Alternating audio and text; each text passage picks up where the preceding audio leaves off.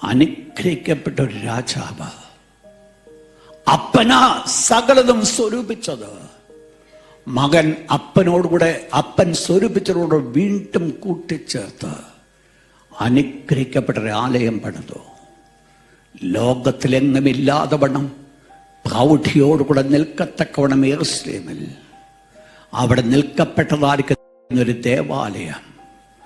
ആ ദേവാലയത്തെ പ്രതിഷ്ഠിച്ച് ശലോമോൻ രാജാവ് പ്രാർത്ഥിക്കുമ്പോൾ ദൈവം ശലോമോനോട് കൊടുത്തൊരു മറുപടി പ്രാരമാ: ശലോമോനെ, നീ എൻ്റെ വാക്ക് കേട്ട് അനുസരിച്ച് നടക്കുന്നിടത്തോളം നീയും നിന്റെ സന്തതിയും അനുഗ്രഹിക്കപ്പെടും.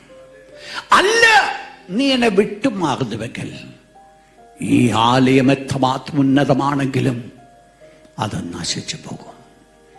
അതല്ലേ ഇത്ര ഗംഭീരമായിട്ട് ഉയർന്നതായിരിക്കുന്ന ഒരു ദേവാലയം കല്ലിന്മേൽ കല്ല് പോലും ശേഷിക്കാതെ തളർന്നു പോകുവാനുള്ള കാരണം മറ്റൊന്നുമല്ല, ദൈവത്തിൻ്റെ അനുഗ്രഹം അതുമേലില്ലാത്തത്.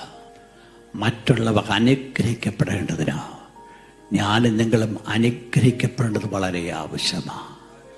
കുടുംബത്തിൻ്റെ തലവന്മാരോട് ഞാൻ ഓർപ്പിക്കട്ടെ, ഒരു കുടുംബത്തിൻ്റെ അനുഗ്രഹം നിങ്ങളുടെ കയ്യില.